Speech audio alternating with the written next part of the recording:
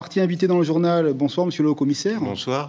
Merci d'être ici avec nous. Alors, on l'a vu, un 14 juillet consensuel ici à Papeete. Oui, un 14 juillet consensuel. Je crois que votre reportage résume mieux qu'un long discours la situation et les deux mots que vous avez employés, respect et concorde, entre l'État et le gouvernement. Qu'est-ce qui fait sens? C'est l'idée de République ou c'est l'idée de France? Ou les deux à la fois? Non, ce qui fait sens, c'est qu'on a une préoccupation commune avec le président du gouvernement actuel comme avec le précédent, c'est de répondre aux préoccupations quotidiennes des Polynésiens. Donc le logement, la cherté de la vie, la santé, le développement durable, ce sont des chantiers qu'on va aborder ensemble dans les prochaines semaines et dans les prochains mois. Et j'espère que les Polynésiens en verront la traduction dans leur vie quotidienne.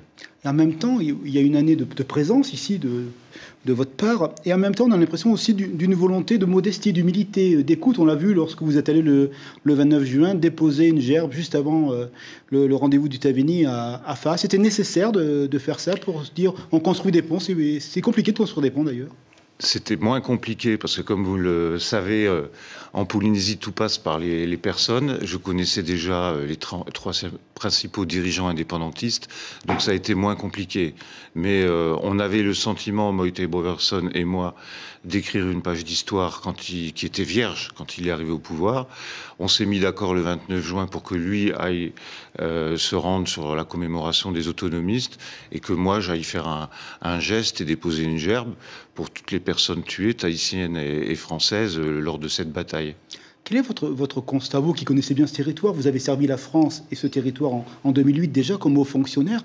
C'est une page à écrire, c'est une étoffe déchirée où vraiment cet esprit de concorde qu'on a vu ce matin, il est encore fort pour ensemble passer les défis du temps qui arrive. Ce qui me frappe, moi, c'est la différence avec l'Hexagone.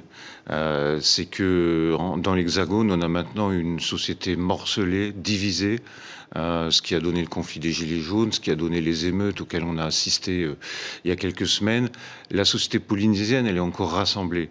Et c'est son bien le plus précieux, c'est ce qu'il faut conserver absolument.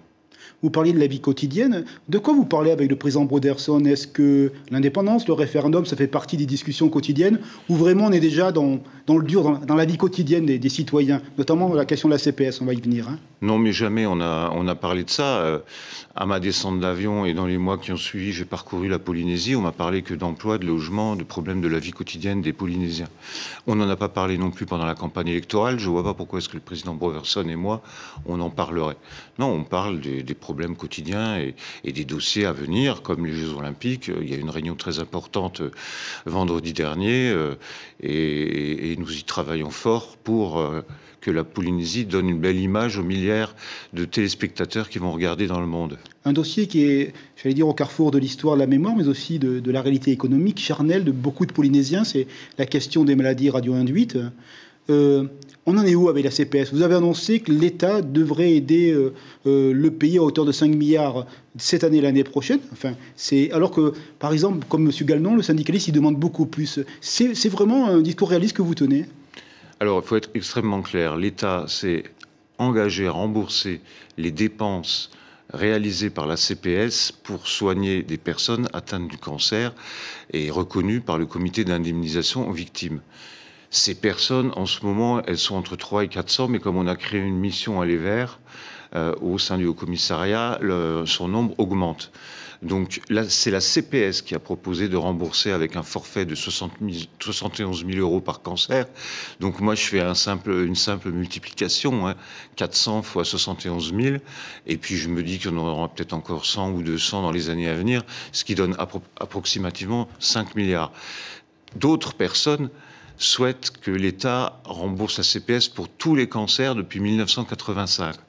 On aura quand même du mal à me faire croire qu'il n'y a pas du tout de cancer dans les États où il n'y a pas eu d'essai nucléaire.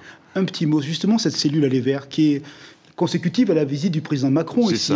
Est-ce que ça change aussi le rapport à l'État? Parce que vos agents, ils vont partout. Ils étaient au Tuamotu, ils vont partir aux Marquises à la fin de l'année. Est-ce que ce rapport de proximité, il change aussi ce rapport à la France? Oui, il faut absolument que ce rapport change. Je rappellerai déjà à vos téléspectateurs que 80% des fonctionnaires d'État sont des Polynésiens. Donc on ne peut pas dire qu'il y a même des services comme la police où il n'y a plus que 12 policiers qui viennent de métropole. Donc les 80-85% des agents du Haut-Commissariat sont polynésiens. Et effectivement, toutes les personnes qui composent cette mission Aller Vers sont polynésiennes. Certaines sont même d'anciens membres d'associations qui luttaient contre l'État en ce qui concerne le nucléaire, notamment Moroura et Tatou. Il y a un chiffre qui fait sens, c'est 200 milliards, c'est Oui. ce qu'apporte l'État chaque année ici Oui. sur le territoire. On a souvent senti quand même l'État un peu frileux sur sa communication. Est-ce que c'est un chiffre que vous allez répéter aux citoyens de ce territoire et qui vous semble important? Oui, il me semble important que nos concitoyens aient quelques chiffres en tête. Donc 200 milliards, effectivement, c'est ce que verse l'État sous forme de subventions et non pas de prêts, parce que j'ai entendu dire un peu n'importe quoi pendant la campagne électorale, mais j'étais tenu au devoir de réserve. Donc il verse à peu près 100 milliards au pays. 17 milliards aux communes et 83 milliards pour financer les compétences qu'il exerce. Voilà, pour avoir un ordre de grandeur, le budget du pays, c'est 183 milliards. Mais par exemple, l'État paye directement tous les professeurs et ça fait rien que ça, 68 milliards de dépenses. Donc l'État protège les Français, c'est la sécurité, c'est la construction d'abris anticycloniques, il y en a déjà 9 de construits. L'État s'occupe de la vie quotidienne des Français. C'est le RSMA, par exemple, pour tirer les jeunes, les remettre pour 94% d'entre eux dans un circuit de l'emploi. Et puis l'État aussi protège l'environnement, le développement économique, c'est la défiscalisation, que je ne compte même pas dans les 200 milliards. Une dernière question, ce matin, il y avait la garden party traditionnelle. Oui. Vous avez tenu un discours qui est revenu sur la devise républicaine, liberté, égalité, fraternité, mais à le lire, il y a un ton. Vous avez une relation sensible à ce territoire. Excusez-moi, j'ai presque envie de dire qu'elle est charnelle, en tous les cas, dans vos mots. Vous aimez passionnément ce territoire? Oui, j'aime passionnément ce territoire et plus que ces très beaux paysages, surtout les gens qui vivent ici et qui méritent notre attention et qui méritent notre implication et notre bienveillance. Donc un haut-commissaire heureux. Oui, je suis un commissaire heureux et j'aimerais dire aux gens Ya Nui Te Aora. Merci beaucoup d'avoir accepté notre invitation cette soirée de 14 juillet. Très belle soirée à vous. L'information en continu sur Polynésie la première, Internet et réseaux sociaux.